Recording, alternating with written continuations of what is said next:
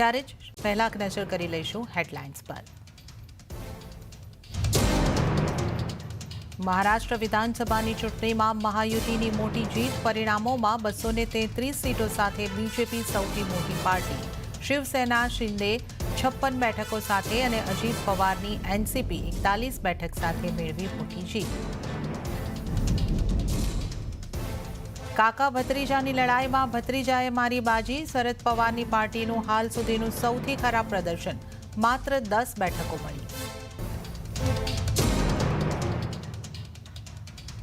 ઝારખંડમાં હેમંત સોરેન સરકારની વાપસી। પરિણામમાં 50 સીટો સાથે ઇન્ડિયા ગઠબંધનની જીત। 7 વર્ષ બાદ વાવ બેઠક ભાજપે કબજે કરી। ભાજપના સ્વરૂપજી ઠાકોરે 2400થી વધુ મતથી જીત મેળવી। યુપી વિધાનસભાની પેટા ચૂંટણીમાં બીજેપી પ્લસને લીડ। પરિણામોમાં 9માંથી 7 સીટો ઉપર આગળ।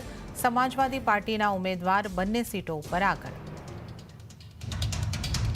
અને વાયનાડ લોકસભા પેટા ચૂંટણીમાં પ્રિયંકા ગાંધીની ઐતિહાસિક જીત। રાહુલ ગાંધીના સીટ છોડ્યા બાદ પહેલીવાર ચૂંટણી મેદાને ઉતર્યા છે કોંગ્રેસ મહાસચિવ।